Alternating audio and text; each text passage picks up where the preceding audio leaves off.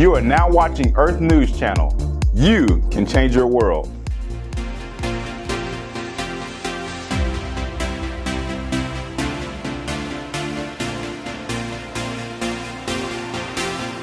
This is East to West with Roger Frampton, coming to you from our rustic studios, here on the shores of the Bay of Fundy in spectacular Nova Scotia, Canada.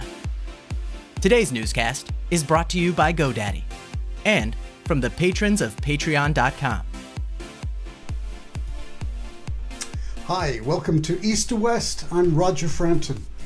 Well, on today's newscast, we're going to go to the west coast of Canada, to Vancouver Island, and there is Susan Wilkey, my North American producer for the show, and she's got a couple of stories to share with us from there. Be quite exciting. She's going to introduce us to two marine biologists, a couple of people that I met just over 20 years ago. Stay with us, we'll be right back.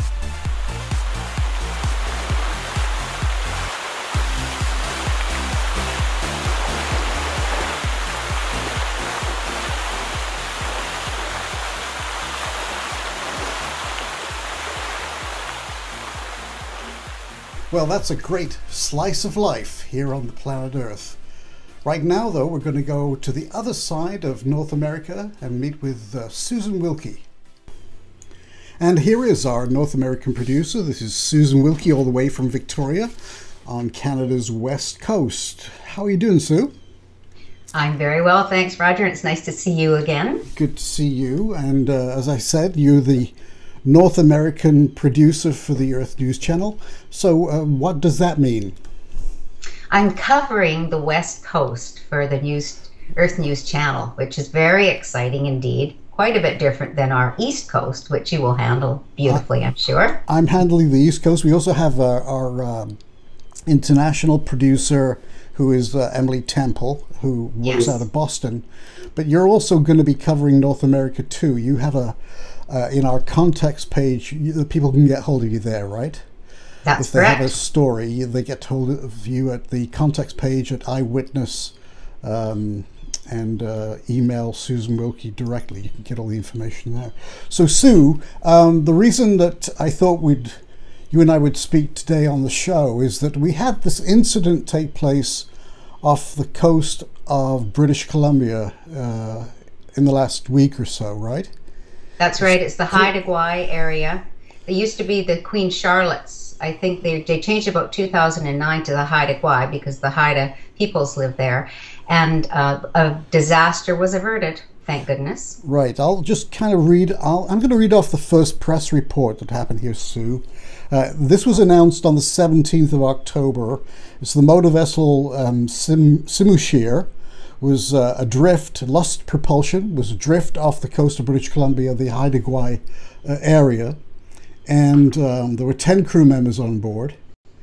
And I know that a number of Coast Guard ships from the Canadian government made their way up there, but it was adrift for quite some time, Sue. It was indeed. And you know, it's interesting because the waters in that area are turbulent and fraught with disasters. So we've had many shipwrecks in the past. And I feel quite sick for the Coast Guard. They had a difficult time, and I understand that 3 of their tow ropes actually snapped. And if I may say that the Barbara Foss, which is a U.S.-based ship, came in to help out. So they were able to tow it then. Right, so that's a tugboat. But the thing is, Sue, that tugboat, the Barbara Foss, actually had to come down, I believe, from Prince Rupert, right? That's right. And we lost 2 days there where the ship is sort of floundering in the waters. So, I mean, you're right, a disaster was really averted, but it could have been a lot worse. It could have been. I think we all know the stories from the Exxon Valdez in Alaska, and certainly, actually it was, let me just check my notes. The Van Leeuwen was another vessel. It's the Gulf of Mexico 2010, the same thing. Oh, of course, yeah. And if we saw all those creatures that were in the ocean just having such a terrible time, and they did all their best they could to get rid of the oil. It's the separation of the oil from the animals and from the land and from everything involved. And so to avert this disaster was a miracle. The other thing that concerns me with this, Sue, is that on our last program we did a story on the spirit bear that you and I have covered before. 20 years ago we did a story on the spirit bear, and we heard from AJ there at the Spirit Bear Lodge that the Canadian government have approved the passage of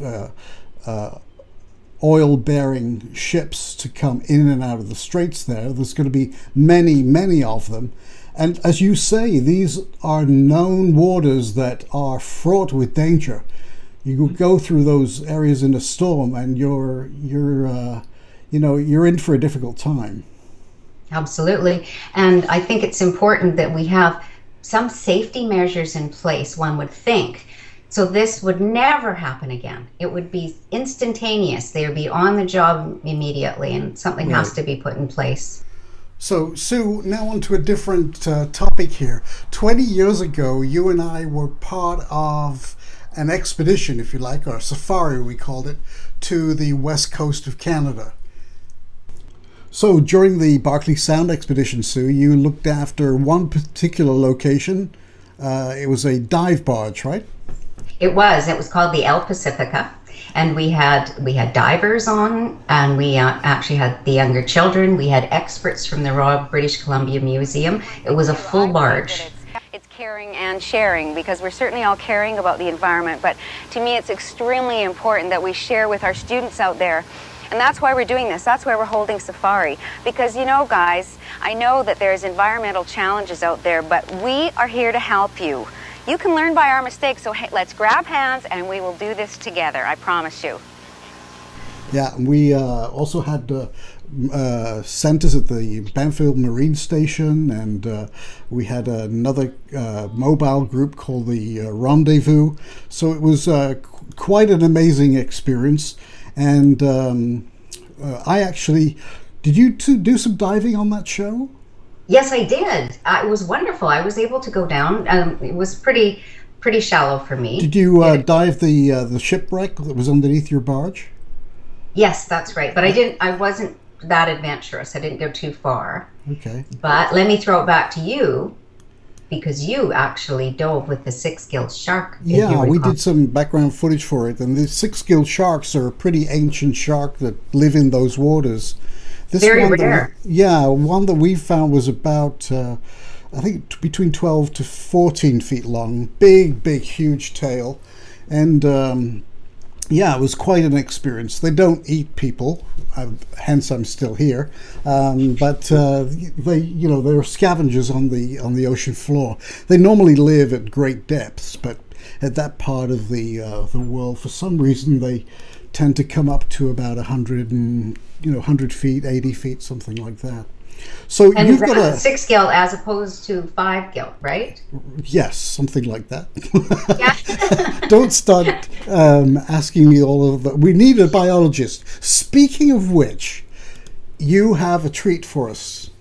I do. I was able to get a hold of, so far, 2 of the biologists that were on with us. They were on the program with us.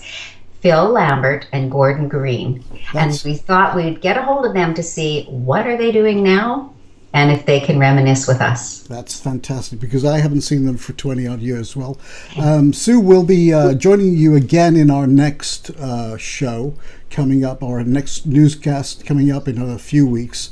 You'll be bringing together a group of producers and you'll be talking about projects that you're working on. Yes, indeed we will. Great. We'll see you next time, Sue. Take care. Take care, back. Thanks very much. We want you to be on East to West with Roger Frampton. Tell Roger what's on your mind. Talk with him about taking better care of our planet. Simply go to the earthnewschannel.com and click on the Eyewitness button for details. Go ahead. Tell your story and make a difference. Well, coming up next, we go and meet with Phil Lambert, a marine biologist on the coast of British Columbia. So we're with Phil Lambert, and Phil, how are you doing? You're in Victoria, right? I'm well, yes, in Victoria. I retired 7 years ago. From the Royal British Columbia Museum? Right, yeah. And is that working out okay for you? You enjoy it? Oh, yeah. Yeah, I'm keeping busy. Lots of things to do, projects and hobbies to follow, you know. So could you remind me and our audience, tell our audience exactly what your expertise is in, Phil? Well, for most of my career, I was curator of invertebrates at the Royal BC Museum. Most of the time, it was collecting specimens. We did a lot of scuba diving through the years, up and down the BC coast, documenting where they live, and also writing several handbooks on how to identify echinoderms, which is the one group that includes the sea stars, sea cucumbers, and that group called echinoderms. Okay. So I've got 3 handbooks on how to identify them, and also I've named a few new species too along the way. Yeah, and that's one of the most important things that people, or at least the museum staff, were doing there. Is they call it taxonomy, right? The process of actually categorizing and putting things into categories. Yeah. And how important is that process? Well, it's obviously important in documenting all the species that live in the world. We're still working on it. There's still all sorts of unknowns in deep sea and places that are relatively inaccessible. So every time a specialist goes to an area, they're finding new species. Lots of insects as well as in the ocean. So when I was scuba diving, I'd always see things that I didn't think I'd seen before, and so we collect them and then verify the species once we get back. And so pretty well all the handbooks that have ever been written are based on specimens from museums, which document the history of the species. So you and I were part of an amazing adventure that we had 20 years ago.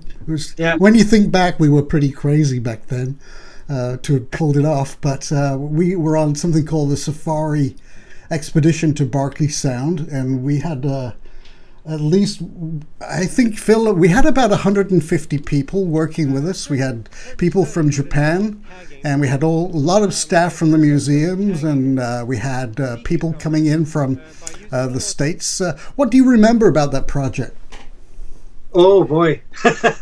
I remember, it's one of the first times I'd ever been on camera, so it was a little nerve-wracking from that point of view. They even have little radio tags. They're minute things using the new technology that they can implant into fish and follow them and trace their movements. So it's they can probably even trace them by satellite. I'm sure it's technically possible these days.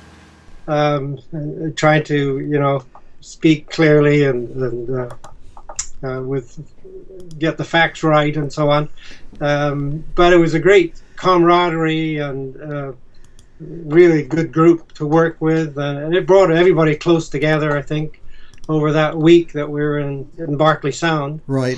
Now, interestingly, Phil, you got to use a piece of equipment. Now it's kind of standard out there, but you were one of the very first broadcasters to ever use an orgamask. Could you explain to us what that is and what you had to do?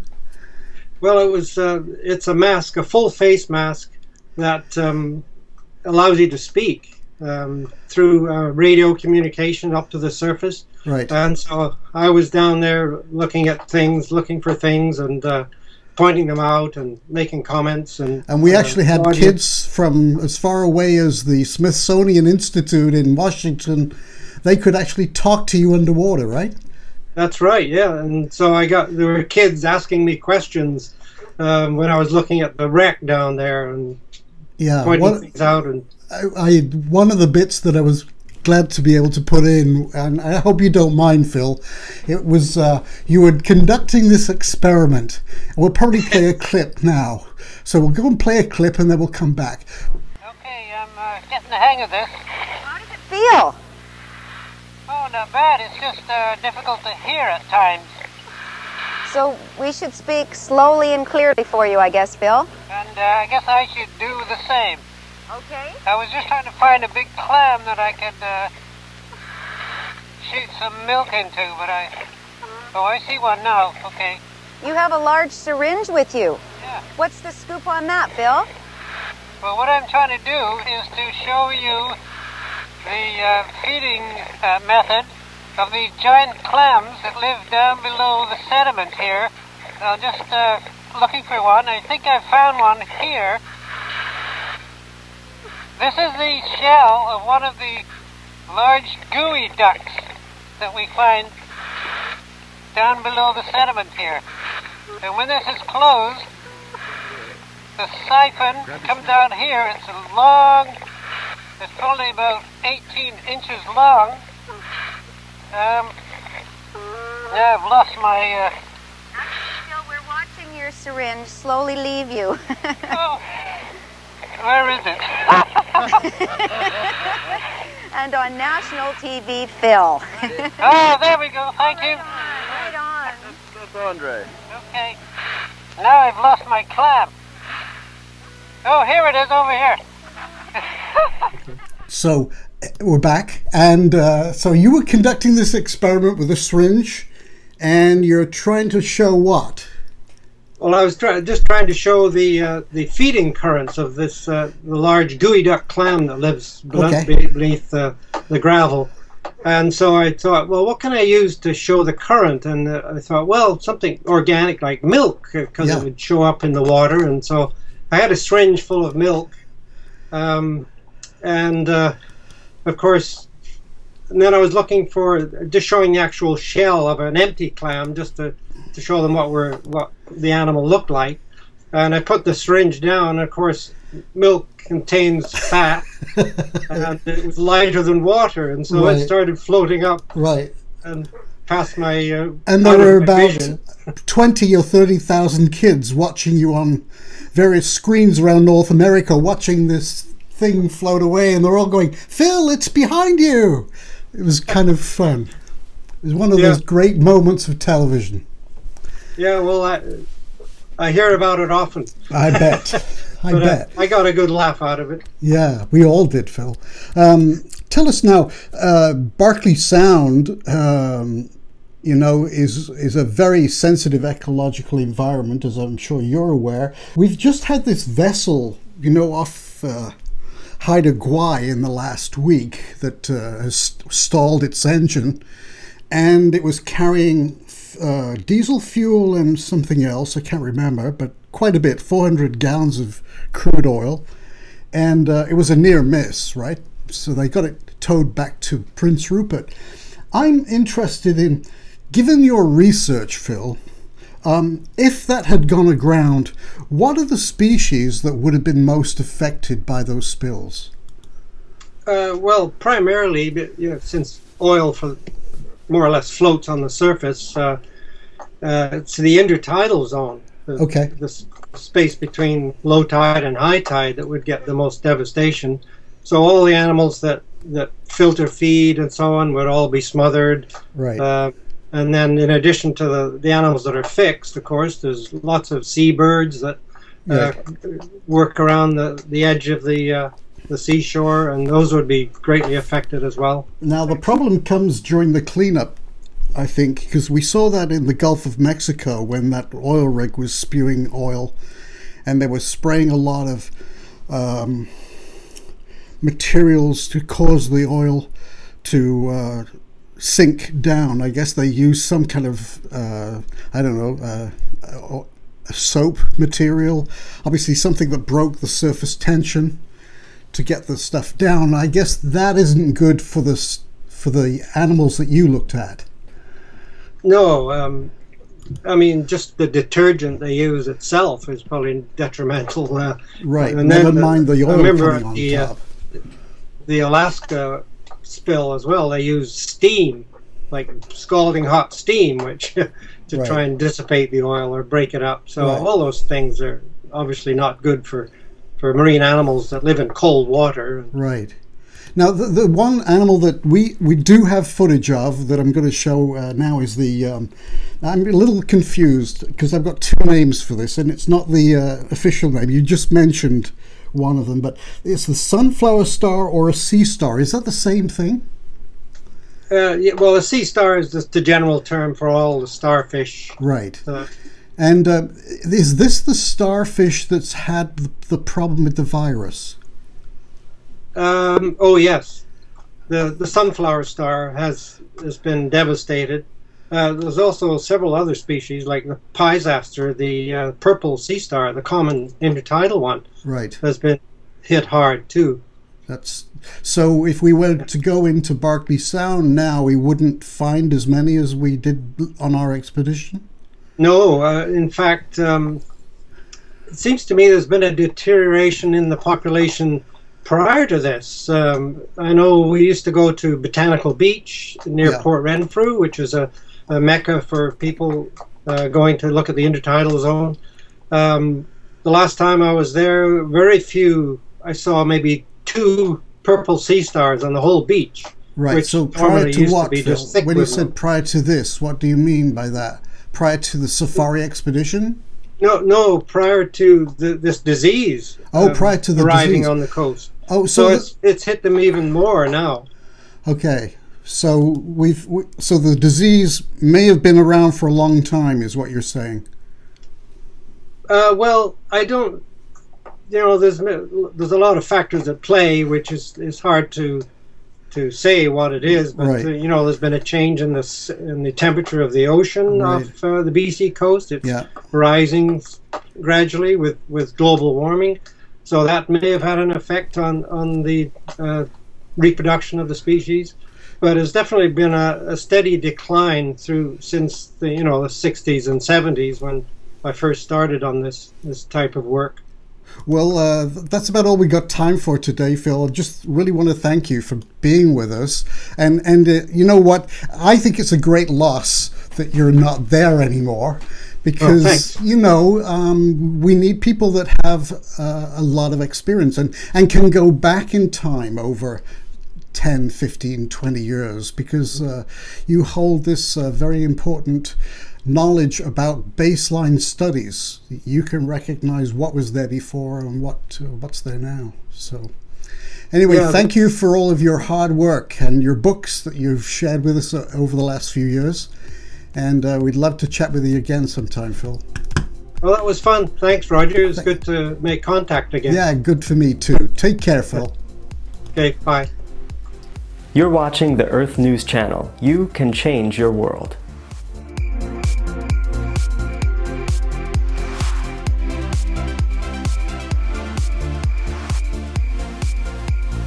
So, coming up next, we're going to meet with Gordon Green. Stay with us. Gordon Green, used to be with the Royal British Columbia Museum. I haven't seen you for 20 years, Gordon. Yeah, since 1994. 1994. And a lot of water has gone under a lot of bridges since then, let me tell you. So, I have a German Shepherd dog who's barking outside of the studio here. I don't know if you can hear her. I'll put a shot up of her later, but she's being a nuisance. So you were, of course, a marine biologist. Could you sort of explain your background for us of what was your area of research? My area of research at the Royal BC Museum was crustaceans, primarily, crabs and shrimps and related animals, krill, a lot of freshwater crustaceans. Right. And I did taxonomic research on them to discover what was in British Columbia. And, there's a lot of new species out there still.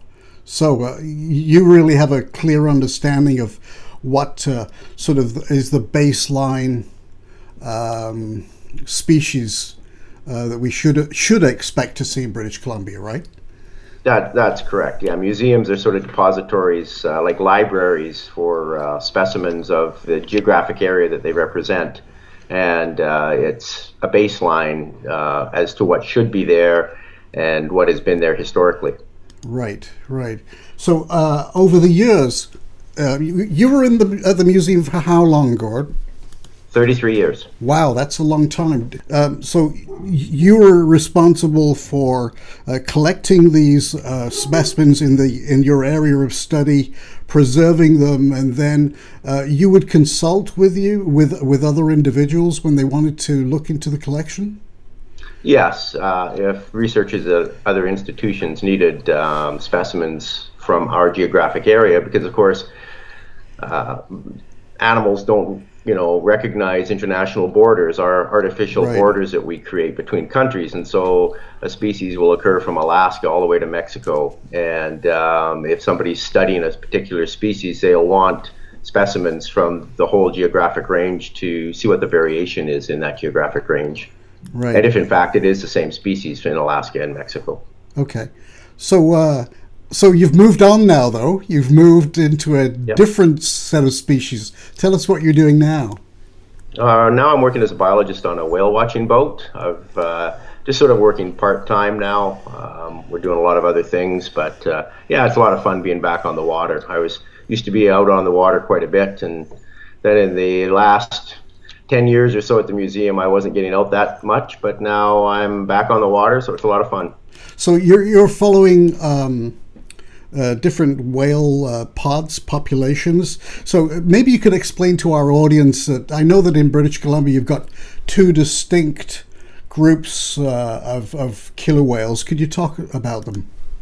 Yeah, there's around Victoria there's two distinct populations: transient killer whales and resident killer whales. The resident killer whales eat primarily salmon. They only eat fish, though. Transient killer whales only eat marine mammals such as seals, sea lions, and other whales. Now, although they're genetically the same and the same species, they speak different languages. They can't communicate with each other.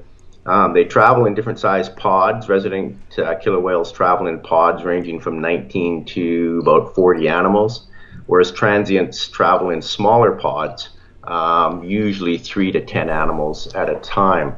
Now, the smaller pods are because marine mammals like seals and sea lions can actually hear underwater, and so they have to be a lot more cagey about their hunting because the mammals can hear them coming. Fish can't hear the resident killer whales coming, so they can travel in large pods, like 25 animals. Okay. And over the years, you've seen a lot of changes around the coast, right, in terms of, in your work, crab populations and all of that changing. But you're also probably experiencing the decline of the sea lion populations and the seals. Is that correct? Yeah, seals aren't in too much danger. In fact, seals fluctuate up and down, and I think probably have a fairly healthy population. The stellar sea lion population has been going down, some sort of disease as far as they can tell. Also, there's a lot of competition for their primary food source, which of course is fish. Right. Okay. We were out at Race Rocks the other day, though, and there was a lot of sea lions in the water with salmon in their mouths and throwing them up in the air and whatnot. So there's, it really fluctuates depending on the food source. So also, aren't there some grey whales that come in? Is it Discovery Island, if I remember right, in Victoria? Grey whales? Grey whales come into? Grey whales are spotty. Like last year, there was a couple of grey whales that hung around Victoria most of the summer. This year, we've seen hardly any grey whales. We've seen a lot of humpback whales. Minke whales, white-sided dolphins, killer whales, of course, Dall's porpoises, harbor porpoises. We've even seen a basking shark this year, which is really an incredible sight.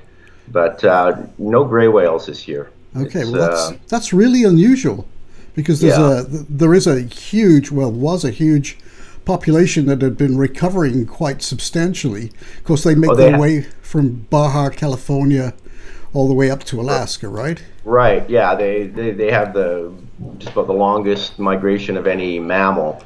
As you said, they go from Baja California up to Alaska, and what they do is because Victoria is down the Strait of Juan de Fuca, they stay on the outside coast.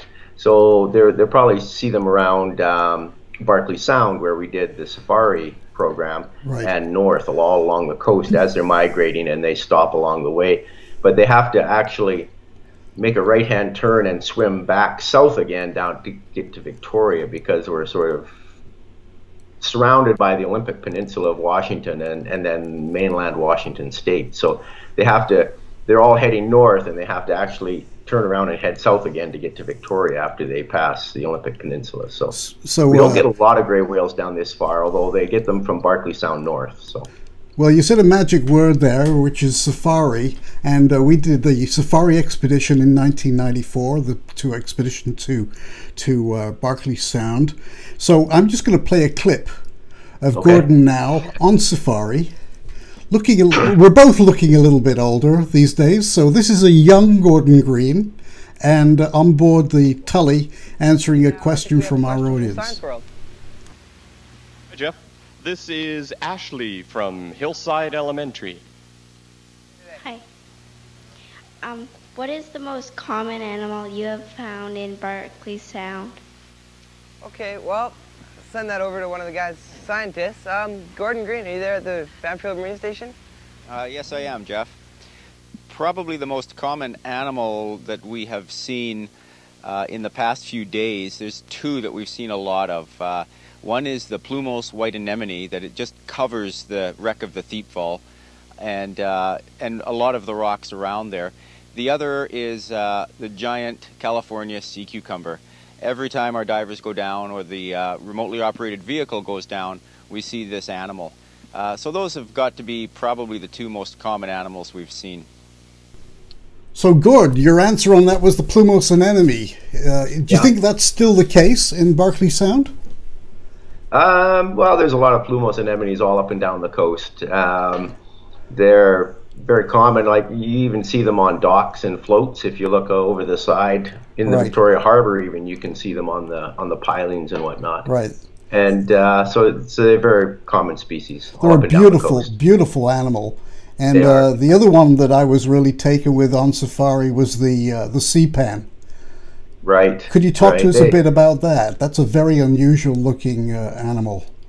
Yeah, they're related to sea anemones, but they're more of a colony, actually, of animals. They have a base that buries itself in the mud. They live on soft bottoms, and they look like an old-fashioned quill pen. Right. And the feathers, if you like, on the quill pen are actually little feeding polyps, like little tiny sea anemones, only there's hundreds and hundreds of them on the sea pen.